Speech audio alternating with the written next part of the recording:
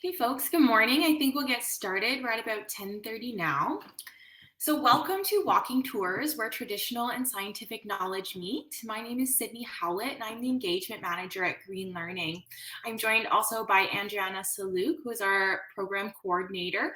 She'll be monitoring the chat and answering questions. So I encourage you folks throughout the session to put into the chat, introduce yourself, what grade you teach, what subjects you teach, if you're looking to get anything specific out of this session.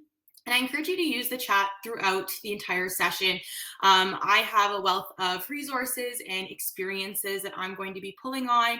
I'm a former Ontario teacher. I've taught English, core French, and French immersion from kindergarten, mostly to grade 8, but I do have experience up to working with post-secondary students.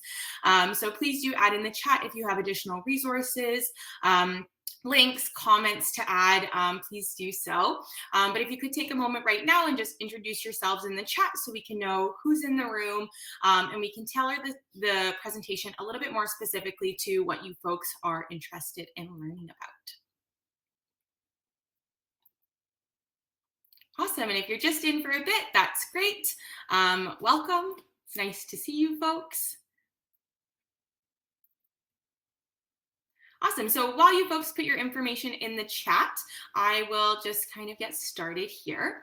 So for those of you who are not familiar, we're from an organization called GreenLearning. And GreenLearning is a national not-for-profit organization that creates free online education programs about energy, climate change, and the green economy.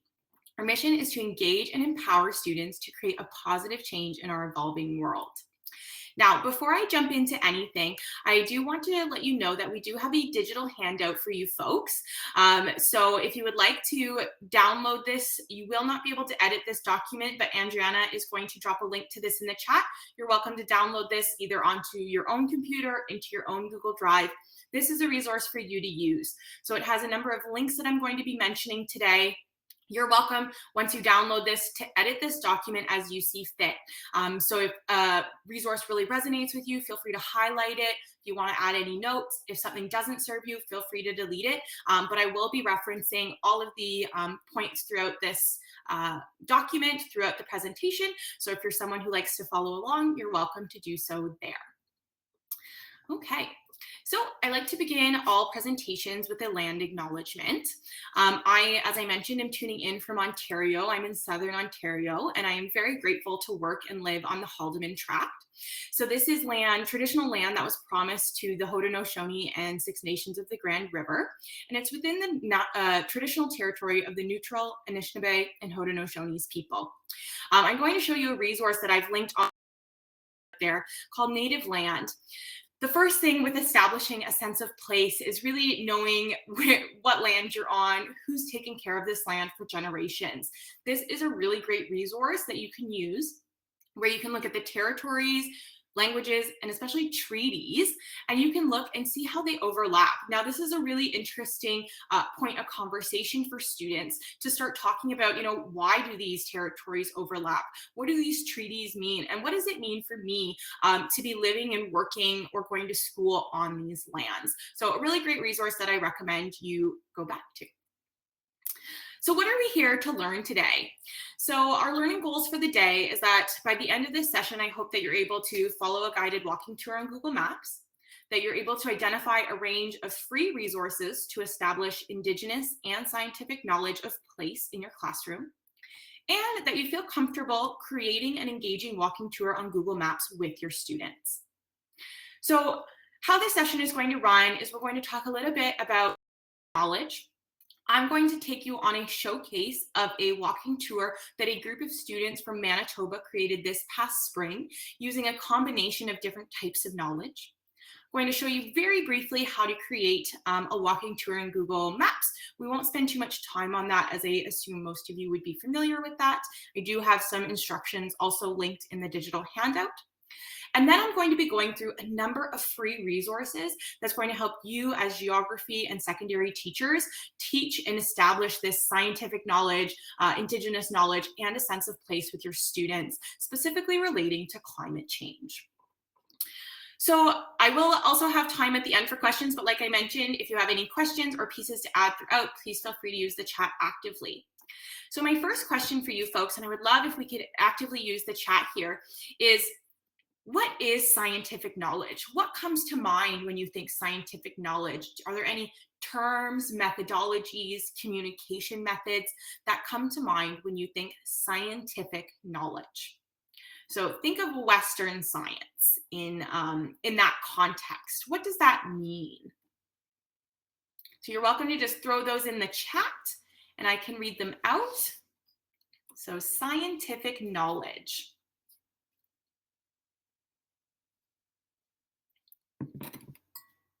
Inquiry, yeah, that's awesome. So usually with inquiry, you're developing some type of hypothesis that you want to test or explore. Data, that's a very interesting. What type of data is usually associated with Western scientific knowledge? Is it quantitative, qualitative? Usually quantitative, right? Ah, very good. It's objective. Now, if I was to flip this and ask you on the other hand, what do you think of when you think of Indigenous knowledge, or also known as traditional knowledge or traditional ecological knowledge? What comes to mind? Are we still looking at objective data? I love it. Oral history, the way that they present information or share information is different. What about gathering information? How is the way that they gather information different? You mentioned environmental data. That is often observational. There's hypothesis involved, generational, based on personal experience. Fantastic. I think everyone has a really great idea, and I love that word holistic. And I found a really awesome definition by none other than David Suzuki. So I'm going to read an excerpt from a blog that he wrote about Indigenous knowledge. And there's a line in this piece that really, really resonates with me that I think plays really well into our topic here. So I'm just going to read that for you folks. So in many ways, Indigenous knowledge is more encompassing and profound than science. It embraces gratitude, love, respect, and a deep sense of responsibility. Scientists scrub such emotions in the name of objectivity and try to find universal principles that can be replicated anywhere. Indigenous knowledge is the accumulated observations, trials and errors, successes and failures of people living in place. It's critical for people's survival and has been tested by their presence over thousands of years. So again, there's that generational piece. It's also deeply subjective and meaningful, considering the web of relationships in other animal and plant species, and air, water, soil, and sunlight. The element of reciprocity, of responsibility, is missing in contemporary science and society in general. And then this is the last line that really resonated with me. We need both science and Indigenous knowledge for a fuller understanding of our place in the world. Okay, I'm going to read that last line again. So we need both science and Indigenous knowledge for a fuller understanding of our place in this world. And that's really at the heart of what we're going to be talking about today, is how can we establish this sense of place by braiding these two types of knowledge, these two ways of knowing together to create a more holistic, full sense of understanding for our students? And how can we use that to better communicate the information that students learn in the classroom? So as I mentioned, I'm going to be taking you on a tour today. So this tour is actually the first place prize winning project, as I mentioned, of a group of students from Manitoba. This is a grade 8 class, and as I go through, I'm going to be talking a little bit about how we can gear this up for secondary students. This photo here is actually a art piece that one of the students created in relation to their walking tour. The link to the walking tour is on your digital handout. So if you are somebody who prefers to follow along, please open it up and you're welcome to do so. Otherwise, I will be reading out some information here for you. So I'm going to start with the introduction. So as you can see here, when you open up the map, it takes you directly into Manitoba. We are at West St. Paul School. So you can see that right on the map here. That is the school that the students were from. And you can see here on the left all the stops along their walking tour. Now, unfortunately, just due to time, I won't be taking you through all of the stops. I've picked a couple that I think really showcase how these students have braided together this type of knowledge and how they've presented the information in a really engaging storytelling way. So the first thing I'm going to do is just read the introduction for you to give you a little about their project and how they came to developing this walking tour. So, A History of the Aki Center and what it's all about by grade 8 at West St. Paul School. Welcome to the Ozawashka Animike Benishki Aki Unji Kunaminaji Uni, the Blue Thunderbird Land-Based Teaching Learning Center, or the Aki Center for short.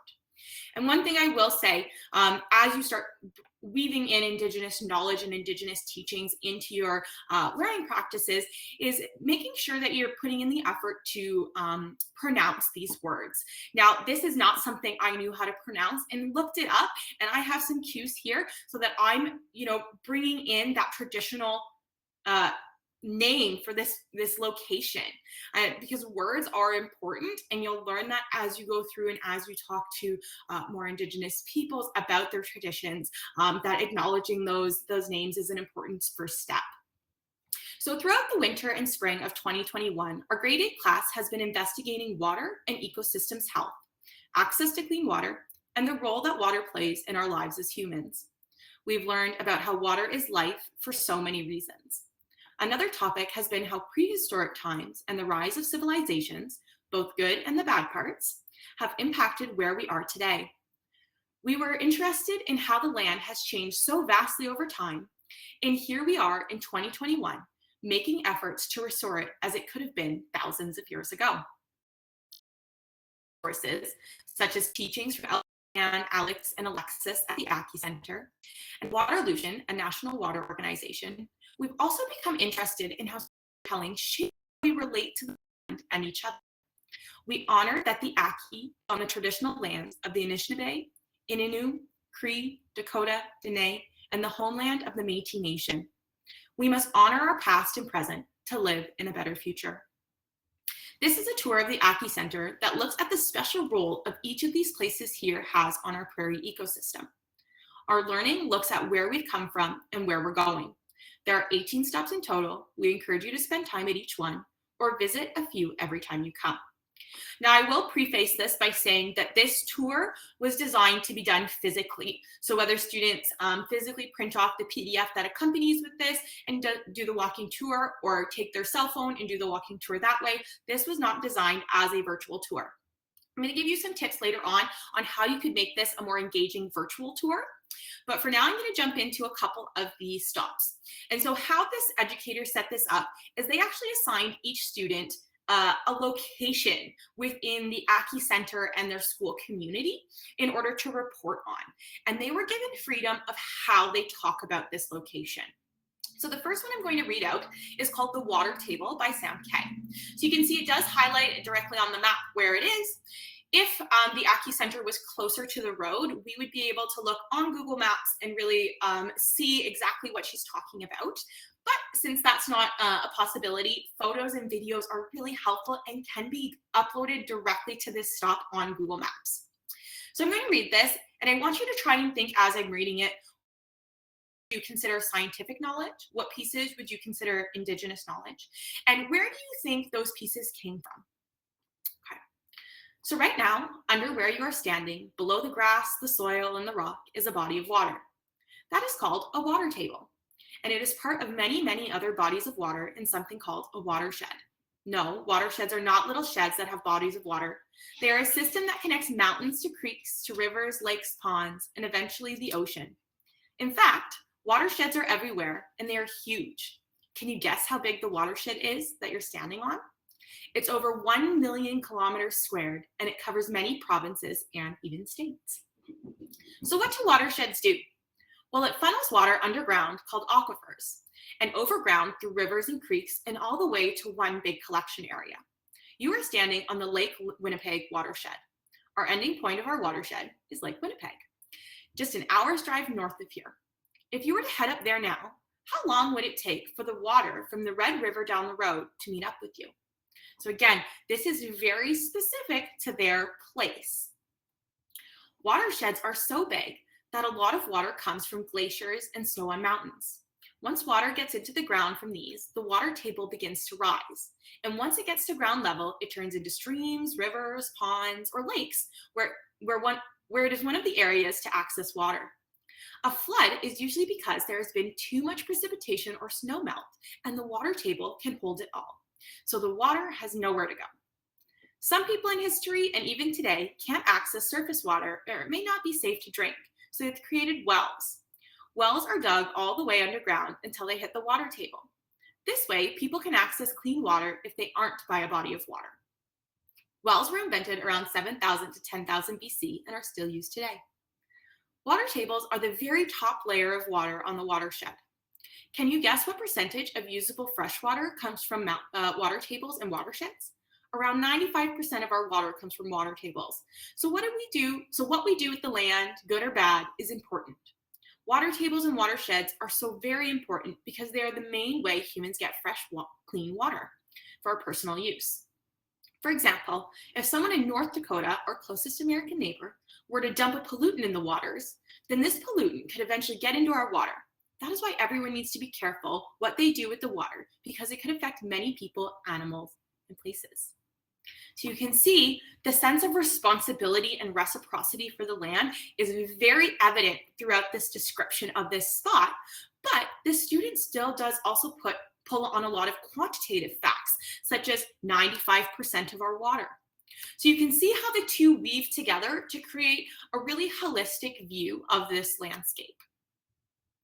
The next one I'm going to read out is actually the next stop on the tour, called the Tall Grass Prairie Restoration Area. And this one is written in the form of a story. And this story was created by weaving together different stories that the student had heard, different learnings that they had done both inside and outside the classroom. And especially, you will notice that there are some pieces of this that will only be evident to students who have physically visited these places, such as sights and smells. Okay? So you're looking at the Tall Grass Prairie Restoration. It is here to return this land and ecosystem back to what it was 10,000 years ago. This is a fictional story inspired by the prairie landscape and stories. Today is the day that I can no longer be called Janice of the prairies. I have called the prairie home for 40 years as I have cared and restored the grasses before you, but it is now the time to pass this responsibility on to my son, who I know will care for it too. My time is coming to an end, and while a part of me is ready, there is one more thing left to do. I get dressed as usual and get in the car. I drive, and as I arrive at the tall grass, a tear slowly drops down my eye to my cheek. I wipe it away, and as I know it will continue to be taken care of by my son, and hopefully generations to come. I get out of the car, and he is not here yet, so I decide to take a stroll for one last time. Before me is the Model Prairie Restoration, a place that I was part of revitalizing 40 years ago. It took a lot of patience, love, and many hours of observation. The grass is tall and gray-greenish color that you can see for miles. The smell of a mix between fresh soap and buttered popcorn floods my nose. As I walk around, I look to my left and I see a family of burrow owls chatting or rather loudly chirping with songbirds. I make sure to stay on the path as I don't want to step on any native plants or insects. I decide to sit down on a path, but be careful as I see a hole. A butterfly lands on me, and for a moment all is good, until to my surprise, a long-tailed weasel swiftly jumps out of said hole, but runs off. I jolt for a second, making the butterfly fly away. As I am about to get up, I spot a purple aster, my favorite flower, on the ground. I decide to pick it up and put it in my hair and walk off. As I get back to the car, I see him leaning on it. "Hey, Mom, you ready?" he sighs with a sympathetic look on his face. "No, but let's go anyway, Mom." I declare as I started walking towards the tall grass. I get a whiff of that smell again, and a smile takes over my face. "Are you sure about this, Mom?" he exclaims in a calm way. "Like I said, I know you will take care of it." My lips start shaking as I talk, and my smile turns into a frown. He pulls me in to hug me, and he starts to whisper, "The kids love it here. They will always want to lend a helping hand." He's taller than me now. He's grown just as tall as the grasses have. Okay, I pull myself out of his hug and start walking towards the prairie once again. But this time, I keep going. I explain the duties and schedule to revitalize the prairie as I have shown him the different plants. Animals run by to greet us, and I tell them about everything. Don't forget to burn it every 3 to 5 years or when it gets too thick for the prairie, and you need to mow and trim, cut back all those invasive species. We don't want that thistle around here. He cuts me off as per usual. Mom, I've got this. Don't worry. I know the seeds can last for 10 to 15 years in the soil without spreading. I know to cut the weeds right as they are blooming. I know to respect the land, the water, the air, as it is living too. I know everything. We get back to the car and I drive off, and for the first time, I feel free. Free to finish this life without worrying about the prairie, free to relax, free to live, and free to die. So you can see how the student has taken this knowledge about prairie restoration and they've weaved it into a story and put meaning to it. I love how they also mention that land, water, and air is living too. So you can see how all of these pieces fit together and how these students were able to not only better understand their physical landscape, but they were able to develop a sense of connection, a sense of responsibility to their place by these learnings that they did at the Aki Center, in their classroom, and physically at these places.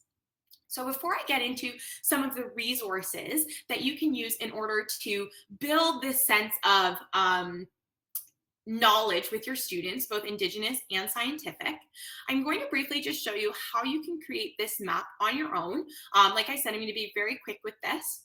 So here I am logged into Google Maps. So I'm logged into my Google account as you see here, or else you will not be able to save your map. So I head to the top left corner and I'm going to just create a new map. The process is fairly simple and I guarantee your students would have no problem doing this completely on their own. So from here, I'm actually going to type in West St. Paul School. You would obviously put in your school. Here we go. It's going to zoom me in. So here I can start adding different plots to my map. And this is where I really think that you can gear this up. So those students did a written piece. You are not limited by writing. You can add photos, videos, artwork, articles that relate to that spot. You can add photos and images here by going to your Google Drive. You can upload directly from your computer. You can color code different things. So one of the best things about Indigenous knowledge is that it is holistic, that it looks at different factors and how they interrelate. And so being able to color code different layers can really help identify different connections for your students. So maybe one layer has all to do with water and another has all to do with trees or physical landscapes or even flooding infrastructure relating to that water and how those things interconnect. You can also change the base map here. So you saw in the example, they had a satellite view. It really depends on obviously the topic or the goal of your map. So like I said, I'm not going to talk too much about that, but I'm really going to get into some free resources now. And so these resources are all available from greenlearning.ca. So if you head over to greenlearning.ca, and again, all these links are in your digital handout, you'll see that we have a wealth of resources. We have over 200 resources that you can choose from, all free. They are password protected. And so in order to access these resources, you do need to give your name and email. Students do not need an access or a login code at all. Anything that students would use is open access. You can send them an open link for that. Excuse me. We do have a number of programs and then some separate resources. So I'm just going to head over to the programs tab at the top here. So all of our programs are inquiry-based, they are reviewed by teachers, and we are constantly getting feedback and updating them as well. Now, the first program I'd like to show you is our Flood Ed program. This program is all about extreme weather and preparing students for flooding. So building flood resiliency. And so as I mentioned, the walking tour that I just showed was challenge. That was a challenge, the Flood Ed challenge, which I'm going to talk a little bit more about in a second, but you'll see throughout these activities how these students were able to develop this knowledge and build this walking tour from these resources. So all of our programs have curriculum connections. So depending on what province you're in, you can download this resource and see exactly where this fits into your curriculum, program objectives, and then we always have additional resources. Sometimes these are backgrounders, photo galleries, key terms, anything that you need to deliver this information. Like I mentioned, I'm going to get into the challenge a little bit later. This program has 3 different modules. So we have learning about flooding and flood resilience. We have planning for flood resilience at your school. And then we have taking action to combat flooding. Now, these programs are designed to be a cohesive unit, but they are also designed to be taken independently. So if you only need 1 or 2 lessons to complete your learning plan, this program is flexible and can definitely do that. I'm only going to highlight a couple of activities in each of the programs today, but if you do have more questions about the programs, I encourage you to drop them in the chat. If you have other resources that can build upon these, again, use the chat so that way we can build on each other's knowledge. So the first activity I'm going to show you is what are floodplains and watersheds. So as I mentioned, the one student talked about the water table. What does that mean? How do we get to that learning? So as you can see here, I can't see any of the activity yet. You do have to log in. So in order to view this activity, we're going to hit view activity. If you haven't registered for an account, your name and email is all that you need for a quick free account. And then it's going to give me all the information I need for this activity. Okay, so there are lots of resources within this system. So I have curriculum specific to this activity, materials needed, estimated the activity. Who likes to have your lessons plans in PDF format, or you're printing this off for a supply teacher, you would download the activity here.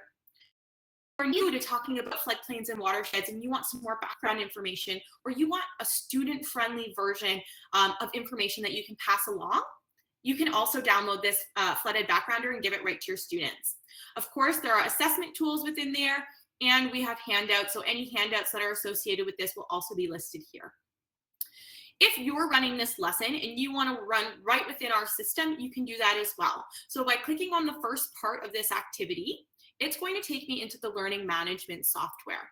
So this activity introduces things with a backgrounder and videos. So there are lots of options within the program of what you show. So you can see this video here is geared for a little bit of an older audience, whereas the second suggested video is geared for a much lower audience. So there are scalability. You can be flexible with how you approach these, and by no means do you need to use all of the videos or articles that are listed in an activity. What I really love about this program is that once you get to discussion pieces, you can actually make notes right within here. So not only will the system track exactly where you are within a lesson, but if you want to highlight really important information, you can highlight right directly within this system. If you want to make notes on maybe something really important a student said, you can put it right within this system, which is really fantastic. One thing I love about this activity is that it's really hands-on. So students can actually build their own watershed, floodplain, and really get to know and understand flooding infrastructure and how this works and how landscape plays a role in that. All of our activities within the Flood Ed program are specific to place. So we're not talking about just any watershed. We're talking about where your school is located on a watershed, where your home is located on a watershed. So the handout for this is specific to your location. We give you all the resources and background information you need to go through this learning with your students. Now I'm going to go back to the main activity page and back to the main program page. And I'm doing this just so that you can see exactly how this functions, so that when it's time for you to go and navigate this program, you have absolutely no problems. The next activity that I want to show you that is very pertinent to geography teachers is the flooding mapping tour. And I'm not going to show you this activity. I'm actually going to show you the resource that's associated with it, which is our photo gallery. So in this activity, students are actually mapping flooding infrastructure in their community. What is flooding infrastructure? Well, that's culverts, swales, downspouts, anything that's designed to help mitigate extreme weather. And so what this activity does is students are physically going around their community. It can also be done on Google Maps with the satellite view, and they're plotting all of these different pieces. There's only one piece of the puzzle here of the flooding infrastructure. There are a bunch of other pieces, and this is where everything becomes interconnected, that you can add to this map that'll give you different information about how things are connected. So if you were to go through, build your flooding infrastructure map, and then you were to head back and you wanted to give more meaning to that information, I would highly recommend one of my favorite activities in this program is the runoff footprint. So now we're looking at the permeability of the ground and how that relates to the flooding infrastructure. So you look at your runoff footprint and maybe you've established that there is a huge area in your schoolyard that is all asphalt, that is non-permeable surface, that rain has nowhere to go. Then you can look at your flooding infrastructure map and you can see, are there is there any infrastructure there in order to support this? Is there any infrastructure that we need in order to support this? Are there areas of high ponding or to be addressed? So there are lots of different questions in areas that you can take these maps, and I really encourage you to let your students lead. Again, everything is very place-based, so this runoff footprint is specific to your location. So you're not just calculating runoff footprint for any area, you're calculating it for your specific place. Now, there are lots of activities in here when I wish I had time to go through them all. Unfortunately, I don't. So I'm going to keep going and talk about flood resilience planning. So the challenge of this program, and all of our programs I'm going to talk about today have a challenge component. And I like to look at the challenges as culminating tasks where students put all the learning from the unit, all the skills that they've acquired, and they put that into real environmental action. In this program, that action is making your school more resilient to flooding. So maybe you've looked at the permeability. There's a lot of ponding going on your asphalt. Something needs to happen. Maybe that water needs to be diverted somewhere. Maybe there needs to be more drainage, or maybe you need to look at more permeable surfaces. What kind of can your school come up with in order to help make your school more resilient to that flooding? Part of the challenge as well is to take action. So yes, we're planning for action, but we also want to take action. We want to empower our students and know that they can make a difference. One of my favorite activities in the Take Action module is to adopt a drain. And this is really relevant to geography as well, that you can also map. So in your community, do you have any idea where your drain leads to? Does it have any filtration before it gets to a body of water? What sources are pooling into there? There are lots of questions that students can start to ask and answer, and then take responsibility for that drain. Responsibility for educating others. Where does that drain lead? What should be going down the drain, and what especially shouldn't be going down the drain? Also take responsibility for keeping that drain clean. Maybe it's once a month or once a semester that you visit that drain, clear out any debris, whether that be natural or synthetic. Make sure it's free of anything that's going to block it, and continue to educate your community. Now, there are lots of different take action activities that you can do within here that will match with what's going on at your school. Because you can see exactly where it goes. I'm going to head over to our Decoding Carbon program. Now, this program is specific to secondary, so it is designed for grades 9 to 12, and it's all about climate policy. So again, you have your program objectives, curriculum connections, topics. There is a challenge associated with this, which I will get to in a minute. This program has 5 different modules, and I love the modules in this program because they can be used outside of the context of talking about climate policy. So if you are just introducing climate change to your students, and this is a fairly new concept for them, and you want to give them some really foundational background knowledge, this entire module right here, these 3 lessons, are a great place to start. The evolution of climate science can really get you an understanding of how Western science came to be, where we started from, why we track the way that we do, and how we plan to track in the future. The activity that I would recommend for this is actually how is climate change shaping this world? So this actually takes both a global, national, and then local perspective on climate change. So we're looking at how does regions, or where you're located, how does your place impact how you feel about climate change, how you're impacted by climate change, what pieces of the puzzle impact you and are relevant to you. So I would highly recommend this activity, but they're all fantastic.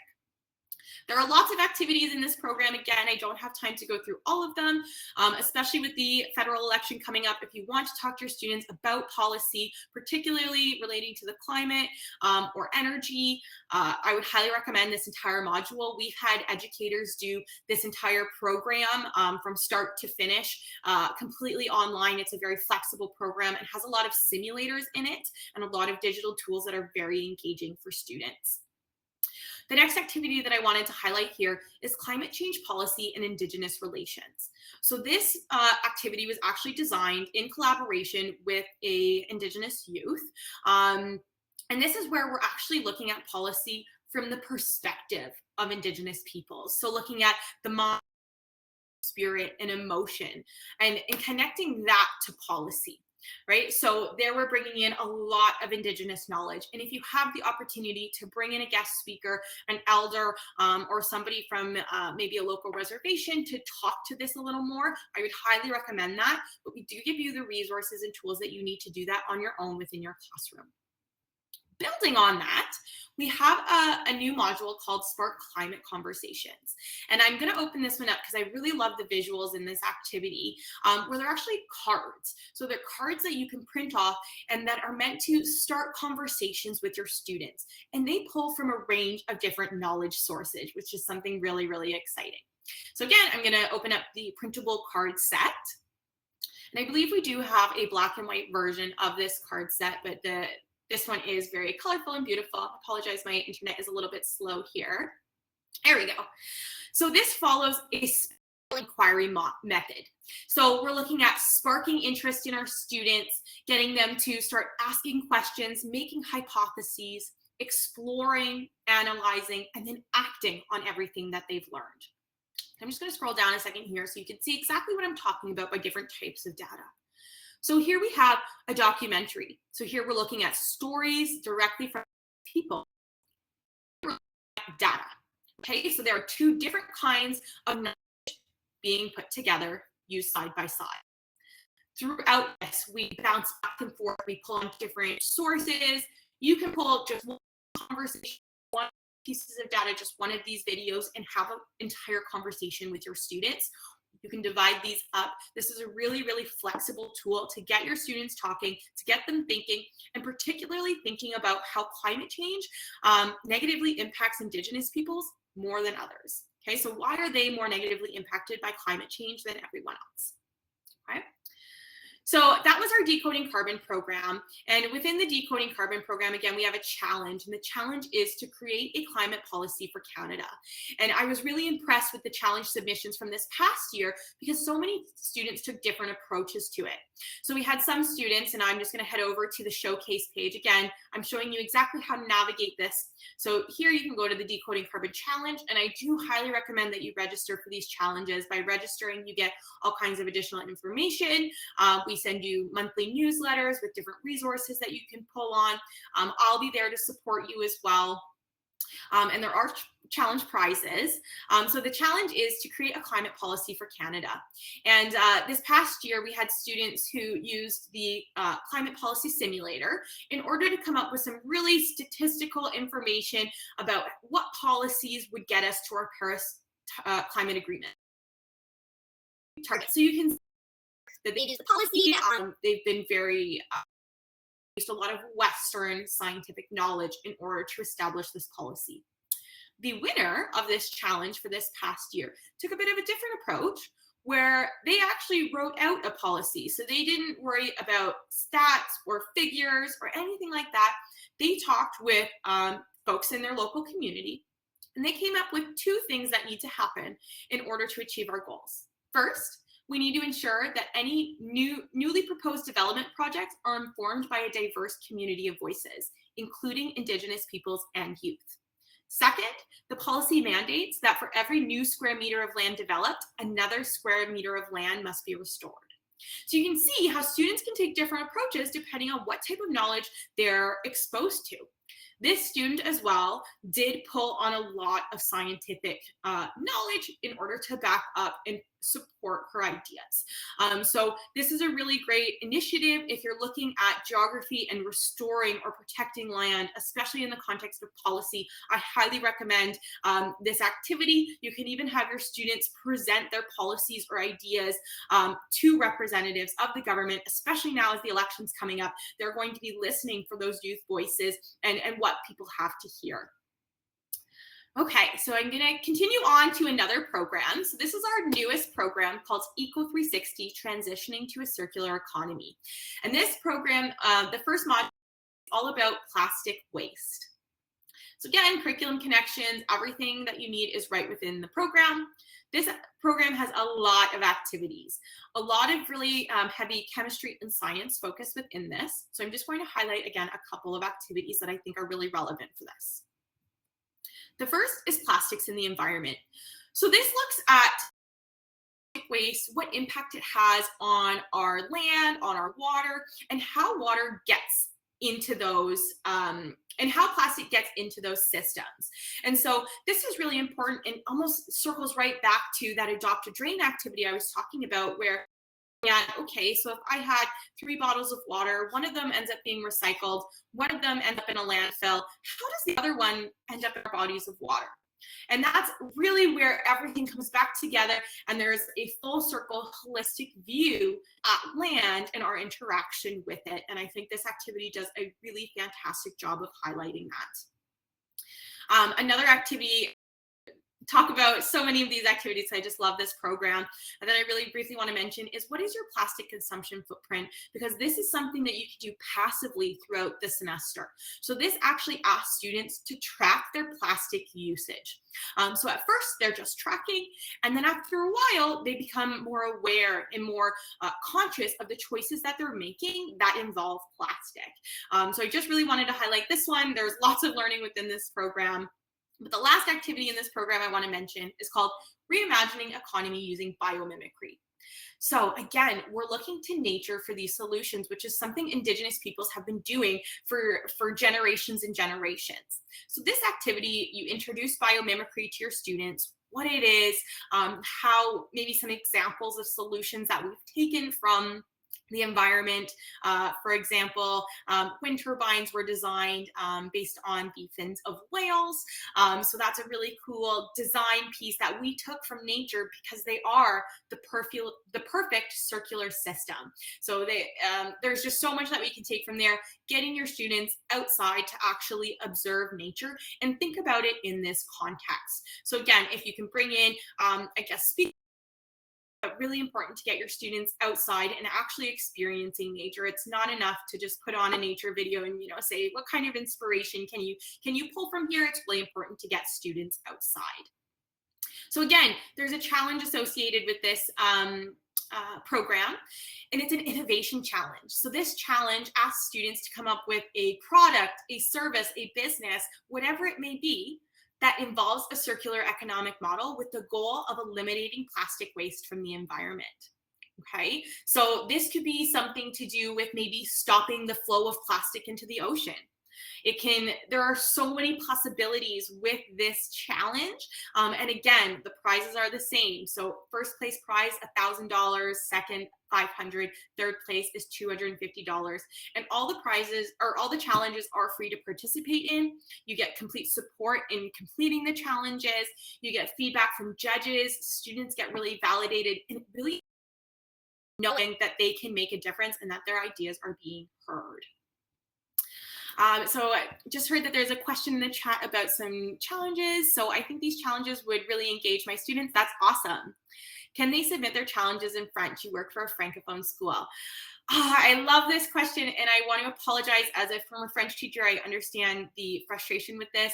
French folks are more than welcome to participate in the challenges, but unfortunately, just due to our capacity and the capacity of our judges, all the entry forms do need to be in English.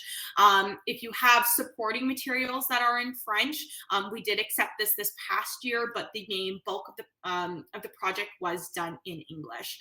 So if there's a way, maybe in your English class, that's how some other Francophone schools got around it, where they did the write-up or the actual submission piece in their English class, whereas all the thinking, all the learning was done in French. Some of our resources are in French. I will say that they are limited, and that's something that we are definitely working on. So we love to hear that that's a need, but unfortunately, we can't accept them in French just due to capacity. So I'm going to move on. I have one more program and one more resource that I'd like to highlight for you folks today before I open it up for some more questions. So this is our Energy Revealed program.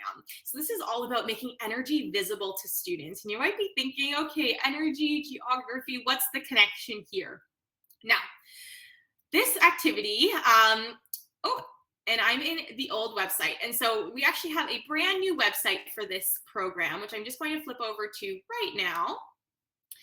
So this program has a wealth of lessons, of modules, of all different things that you can do. And it does have 2 different streams. So if you're looking at this program and you're a secondary instructor, make sure that you're selecting the senior or senior.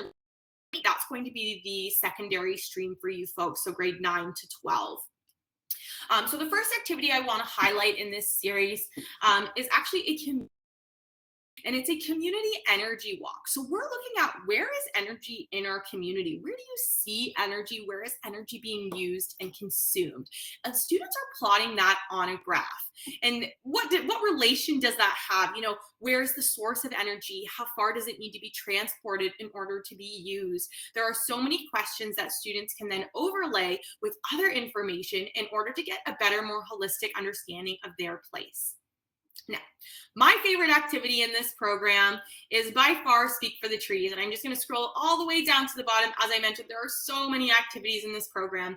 This is one of my favorite activities, and it relates so well, connecting energy use to the physical landscape and the physical environment. And what this does is we actually use our energy calculator. And so I'm just going to head over to the energy calculator right now, and I'm going to use the Alberta Energy Calculator. So I know we have folks from all across Canada here today, and maybe even some international. Currently, we have an Alberta-specific and an Ontario-specific calculator. We are working on a national calculator, so that will be coming soon. And this is just different because of where we source our energy from. So, you know, Alberta is very heavy in gas and oil. Ontario, we source our energy mostly through hydroelectricity. So those factors really play a role. Again, I apologize. You can see here I have a lot of tabs open, and my internet is being quite slow. But essentially what this calculator does is you can input the information of the watts of a device. So I love to use the example of a blow dryer. So I have curly hair, and I love to blow dry my hair. And my blow dryer takes about 1,200 watts. And if you know the watts of a device and how many minutes a day you use it, which is about 10 minutes for me a day, the calculator will actually tell you how many kilowatt hours a year your energy using that device uses, how many kilograms of greenhouse gases that's emitting into the atmosphere, and the cost specific to your region. So again, this is place specific. And where it becomes really interesting is, and I apologize that this is not loading. I'm just going to try and load that one more time. So for example, my blow dryer uses about 60 kilograms of greenhouse gases if I was in Alberta. 60 kilograms of greenhouse gases emitted by using my 1,200 watt blow dryer for 10 minutes a day. Now, how that relates to the trees is that it takes a tree an average of a tree can absorb an average of 21 kilograms of CO2 per year.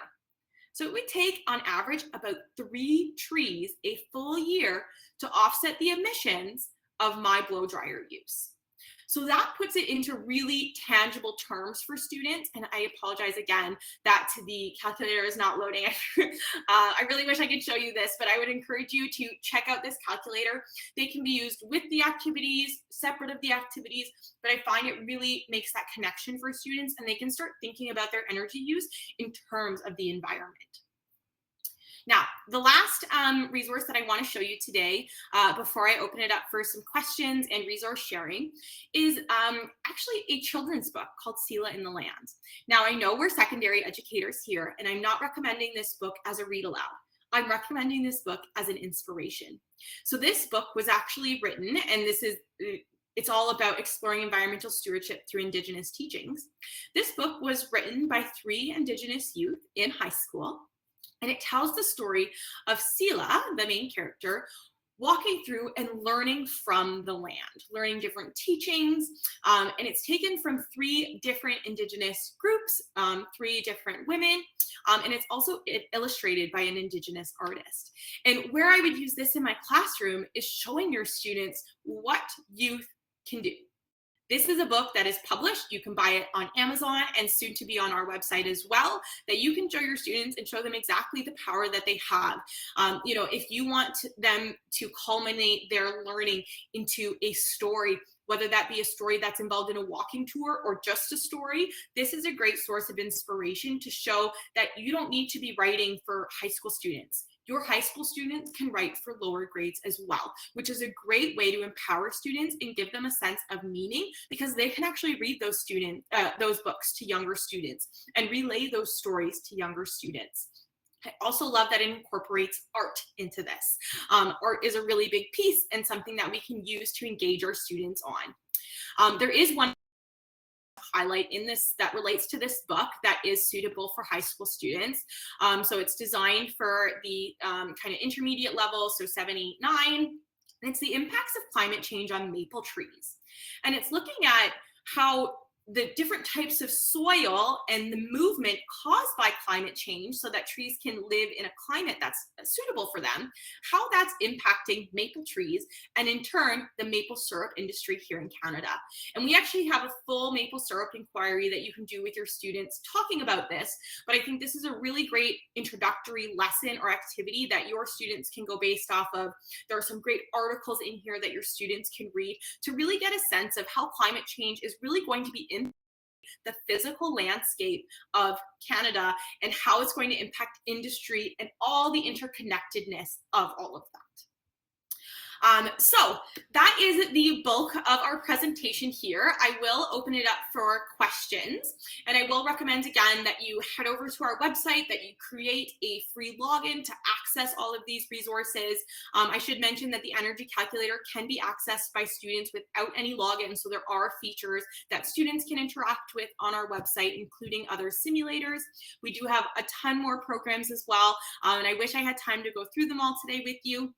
My role as the engagement manager is really to support educators such as yourselves in completing these challenges and incorporating these resources into your classroom. So whether you're ready to take the plunge and you want to start with a full unit that we have pre-made for you that includes everything from backgrounders to assessment tools, I can support you in doing that.